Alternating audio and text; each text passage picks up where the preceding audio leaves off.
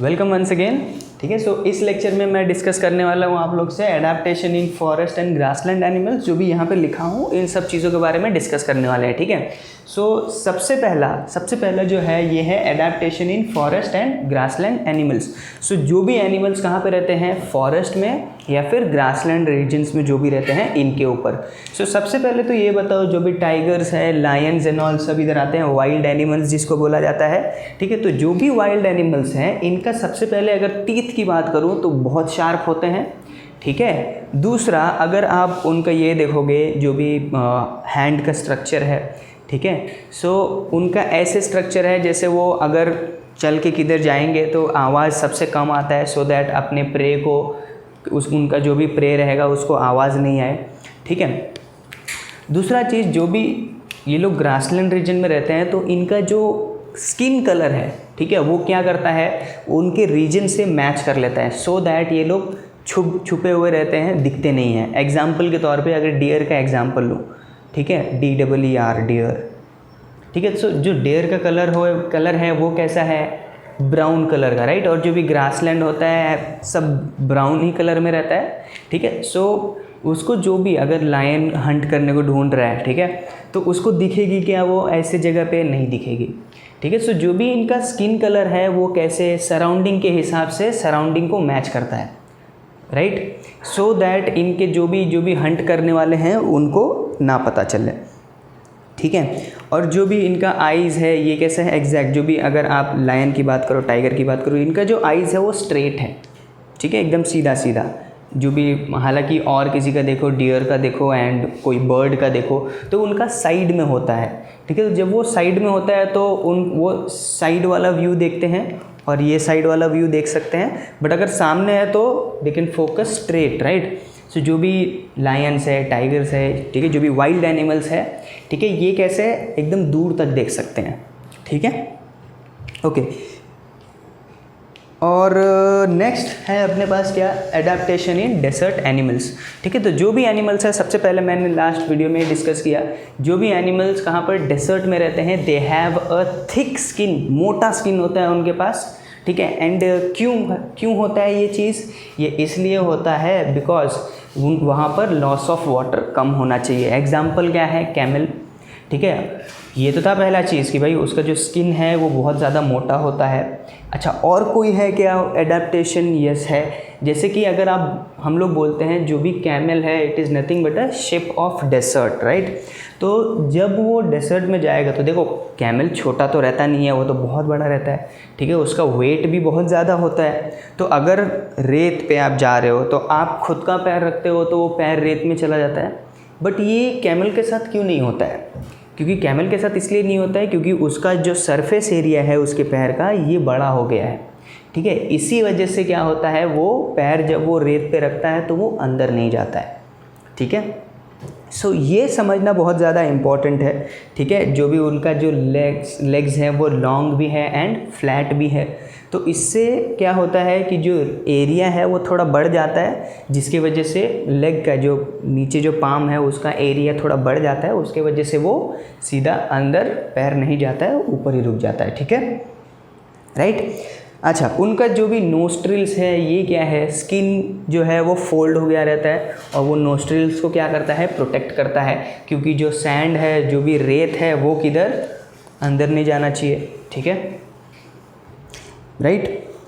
अच्छा, जो भी स्पाइडर्स हैं एंड लिजर्ड्स हैं ये लोग क्या करते हैं, ये लोग वो रेत में क्या करते हैं, अपना होल बना के अंदर रहते हैं। ठीक है, सो दैट क्या हो कि ये अपने आप को बचाए रखें। ठीक है, तो जो भी डेजर्ट के एनिमल्स हैं इनमें एक चीज़ समझ में आ रहा है क्या, कि वहाँ पर हीट तो बहुत है। ठीक है, तो वो उस हीट को कैसे विथस्टैंड करते हैं, तो कैमल क्या है, वो बहुत दिन तक पानी अपने अंदर स्टोर कर सकता है। ठीक है, और बहुत ज़्यादा पानी स्टोर कर सकता है, तो इसलिए उसका स्किन भी जो है वो भी मोटा है। तो क्या बोल सकते हैं कि कैमल तो फिट है डेजर्ट में रहने के लिए। ठीक है, उसके बाद जो रैट्स है, लिजर्ड्स हैं, ठीक है, ये लोग क्या करते हैं, ये लोग तो होल बना के अंदर रहते हैं, मीन्स कहीं ना कहीं सब लोगों ने अपना जीने का तरीका ढूंढ लिया है डेजर्ट में। ठीक है, नेक्स्ट है एडेप्टेशन ऑफ स्नोवी रीजन्स। ठीक है, जो भी एनिमल्स हैं जो भी स्नोवी रीजन्स में रहते हैं, तो स्नोवी रीजन्स में कौन कौन रहता है, तो एग्जांपल देता हूँ मैं। स्नोवी रीजन में आपको पोलर बियर पता होगा, ठीक है, याक पता होगा, white fox, silver fox, mountain goat, Siberian husky and so on, बहुत सारे हैं। ठीक है, सो एक चीज़ इनमें क्या कॉमन रहता है इज़ इनमें होता है लॉन्ग हेयर्स। क्या होते हैं? Long hairs. सर ये लॉन्ग हेयर्स क्यों ऐसे? Why do they have long hairs? Because अगर वो छोटे छोटे बाल होते हैं हमारे जैसे पूरे बॉडी पे, ठीक है, और उनको तो कोई कपड़ा पहनाने वाला नहीं है, तो उनको बहुत ज़्यादा ठंडी लगता है और वो ख़त्म हो जाते हैं। सो इसकी वजह से, ठीक है, इसकी वजह से हम लोग बोल सकते हैं जो भी लॉन्ग हेयर्स है थ्रू आउट देयर बॉडी, ये उनको कोल्ड रीजन से या कोल्ड क्लाइमेट से बचाता है। समझ में आया? सो इसके वजह से जो भी स्नोवी रीजन्स के एनिमल्स हैं, इनमें जो भी इनका जो हेयर्स होता है वो पूरे बॉडी पे होता है और ये बहुत बड़े बड़े होते हैं। ठीक है, next is adaptation in aerial animals. तो इसमें सबसे पहला क्वेश्चन मैं पूछता हूँ कि अगर आप एरोप्लेन देखो, ठीक है, और किसी बर्ड को देखो, एरियल एनिमल्स मीन्स जो भी एयर में रहते हैं, ठीक है, बर्ड्स हो गया उनके बारे में। तो अगर आप एरोप्लेन की बात करते हैं तो उसका जो शेप है वो एकदम नैरो शेप्ड होता है। ठीक है, वो नैरो शेप क्यों है? और दो ऐसे विंग्स हैं, राइट। सो जो भी बर्ड्स होते हैं उनमें भी क्या होता है, उनका जो बॉडी है वो एकदम स्पिंडल शेप में है और दूसरा उनके जो विंग्स है वो थोड़े बड़े होते हैं। ठीक है, तो ये क्या कर सकते हैं ईजिली, उनका मास भी कम होता है, वजन भी कम होता है and they can easily fly, right. ठीक है, सो देखा जाए तो उनका बॉडी का शेप ऐसा है, ठीक है, ऊपर से नैरो एंड फिर पीछे से भी नैरो है। इससे क्या होता है, एयर रेजिस्टेंस जो होता है, जो हवा सामने से अगर आप फास्ट भागते हो तो कैसा आपको हवा लगता है ना, तो वैसे ही अगर कोई बर्ड उड़ रही है तो उसको भी ऐसे हवा लगता रहेगा। ठीक है, सो जब आगे से भी नैरो है और पीछे से भी नैरो है उनका पूरा बॉडी का शेप, तो इससे क्या होता है, एयर रेजिस्टेंस उस बर्ड पे सबसे कम पड़ता है। तो जब एयर रेजिस्टेंस कम पड़ेगा तो वो ईजिली क्या कर सकते हैं, फ्लाई कर सकते हैं। ठीक है, सो ये था एडेप्टेशन कि हाँ उनका जो भी बॉडीली स्ट्रक्चर हुआ ये कैसा है, मॉडिफाई कर लिया है, और सिर्फ मॉडिफाई किसके लिए कर लिया है, फ्लाई करने के लिए, उड़ने के लिए। ठीक है, नेक्स्ट है एडेप्टेशन इन रेप्टाइल्स। ठीक है, सो जो भी रेप्टाइल्स कौन कौन से होते हैं, तो हाउस लिजर्ड है, मॉनिटर लिजर्ड्स है, ठीक है, स्नेक्स है। ठीक है, सो ये सब जो रेप्टाइल्स हैं इनमें भी क्या है, इनमें भी कहीं ना कहीं हम लोग देखते हैं एडेप्टेशन, इनमें भी कहीं ना कहीं हम लोग देखते हैं मॉडिफिकेशंस, राइट। सो अभी इनमें क्या होता है, animals like lizard, garden lizard, crocodile use their muscle for creeping. ठीक है, चलने के लिए वो क्या यूज़ करते हैं, अपना खुद का मसल्स यूज़ करते हैं। ठीक है, सो अगर आप किसी लिजर्ड को देखो या फिर किसी क्रोकोडाइल को देखो, ठीक है, तो देखा रहेगा, आई होप सो, तो वो कैसे with the help of their muscles वो क्या करते हैं, चलने की कोशिश करते हैं। जब भी कोई क्रोकोडाइल चलेगा तो वो ऐसे ऐसे हिल के चलता है। सो क्यों, क्योंकि उसको क्या करना है, उसको क्रीपिंग करना बोलते हैं ना, ज़मीन पे ऐसे घस के चलने को। ठीक है, सो जो भी क्रोकोडाइल है ये वैसे ही चलता है।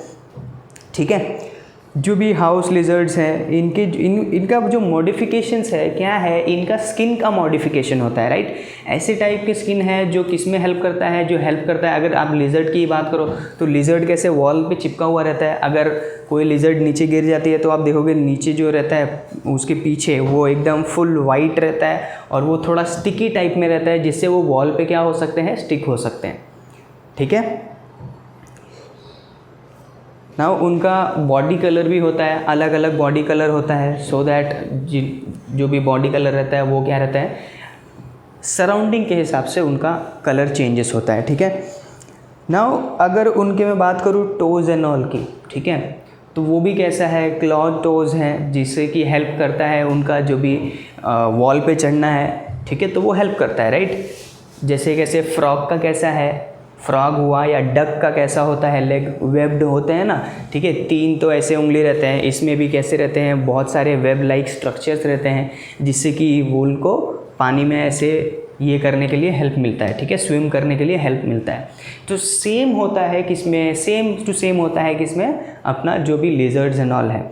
क्यों? क्योंकि उनको भी क्या करना है, उनको भी वॉल पे स्टिक रहना है। तो स्टिक रहने के लिए क्या है, उनका भी जो लेग्स होने चाहिए ये भी एकदम अच्छे मॉडिफाइड होने चाहिए, ठीक है। तो इमेजिन मान लो कोई सबसे पहले जो था लिजर्ड, उसको वॉल पे चढ़ने नहीं आता था, तो एक बार ट्राई किया, 2 बार ट्राई किया, फिर उसका आने वाला जनरेशन ऐसे ही ट्राई करते गया एंड कुछ टाइम के बाद आफ्टर ईयर्स ऑफ ईयर्स क्या हो गया, एक लिजर्ड ऊपर चढ़ गई। सो नाउ अभी क्या हो गया, अभी जो भी उसके आने वाली जनरेशन है सब लोग चढ़ जाएंगे, ठीक है। तो कहीं ना कहीं क्या हुआ, ये कहीं ना कहीं एडेप्टेशन हुआ, उसमें भी कहीं ना कहीं मॉडिफिकेशंस हुआ। So this is nothing but modification. इसी चीज़ को तो यही तो हम लोग पढ़ रहे हैं, ठीक है।